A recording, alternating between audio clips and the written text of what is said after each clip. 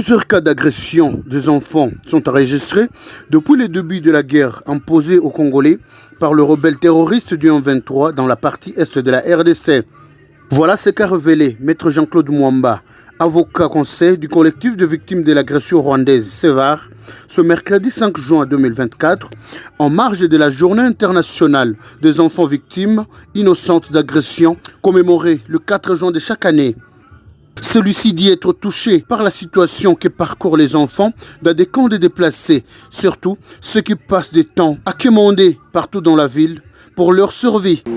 Les remarquer comme nous, partout, même ici que nous nous retrouvons, il y a des enfants qui sont en train d'errer parce qu'ils sont en train de quémander, parce qu'ils sont dans les cas de déplacés qui entourent la ville de Goma.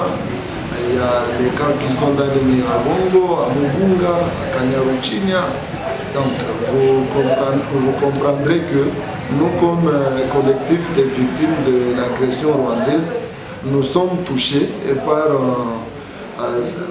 la situation dont les enfants traversent.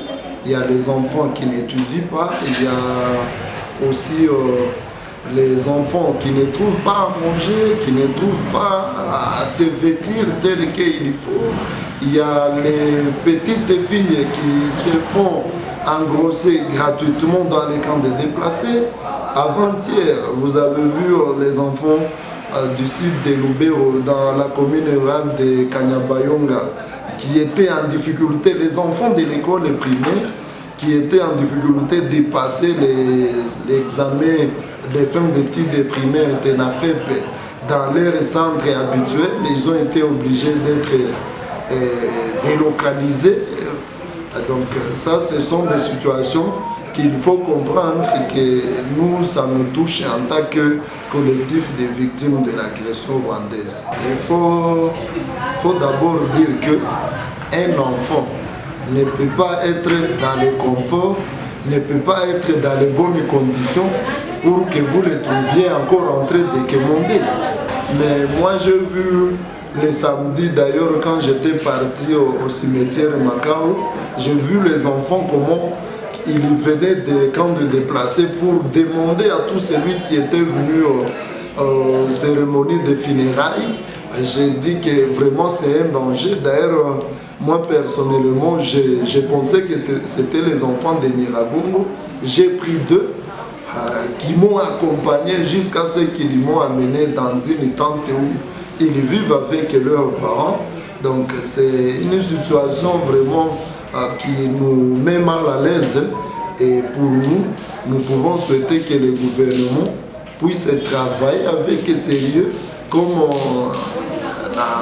l'équipe gouvernementale que Madame Judith Soumina Toulouka va diriger est déjà mise en place. Nous sommes en train de souhaiter que le Parlement puisse l'investir et que ce gouvernement se mette directement au travail parce qu'il y a beaucoup de défis qui guettent le peuple et dont ce gouvernement est obligé de relever afin de rencontrer les attentes du peuple. À lui d'appeler la communauté internationale de penser à ce millier d'enfants qui souffrent à l'est de la RDC, comme cela s'observe dans le conflit israélo-palestinien. La communauté internationale qui est en train de faire semblant comme si on n'est pas agressé. J'ai vu une représentante des Nations Unies qui était partie en Ukraine. Il a vu juste deux enfants qui étaient victimes de l'agression, donc qui étaient victimes des conflits armés entre l'Ukraine et la Fédération de la Russie. Quand il a vu seulement deux enfants qui marchaient à pas pesant à cause de la famine, il a pleuré. Mais ici, malgré les milliers d'enfants qui sont en situation chaotique, nous ne voyons pas cette communauté internationale de faire de pareil. Donc, on doit comprendre que tous nous sommes humains, on peut être blanc, les autres noirs, les autres jaunes, mais ce qui est notre dénominateur commun, c'est le sang rouge qui nous unit tous. Mais aussi, nous connaissons que beaucoup de multinationales qui sont derrière cette agression, parce que le Rwanda, tel que c'est un petit pays, ne peut pas avoir 1 kilo de nous agresser. Mais c'est parce qu'il connaît que derrière lui, il y a toutes les puissances du monde qui sont en train de l'accompagner.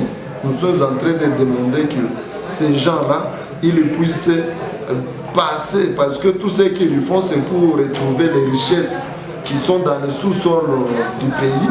Ils peuvent passer par la porte étroite. Les voies officielles, malgré les conditions que les gouvernements peuvent mettre en place, ils doivent s'y adapter au lieu de prendre les minéraux après avoir consommé beaucoup de sang et des enfants les mettre en difficulté comme ça.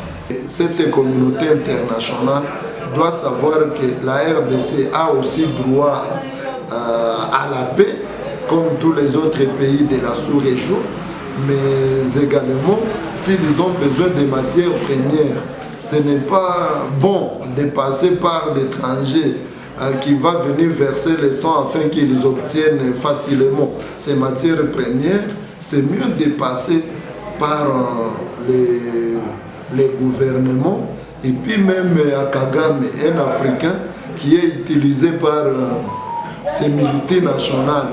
Il doit savoir qu'à un moment donné, on ne va pas l'accompagner jusqu'à la fin. Il va se retrouver à un certain moment où il va se retrouver seul.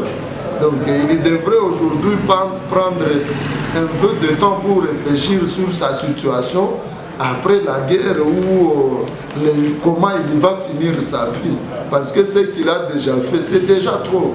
Cette journée dédiée aux enfants, victimes innocentes de l'agression, observée le 4 juin de chaque année pour le droit de l'enfant contre le crime d'agression, violence physique et psychologique, a été instaurée le 19 août 1982 après l'invasion militaire israélienne au Liban en 1982.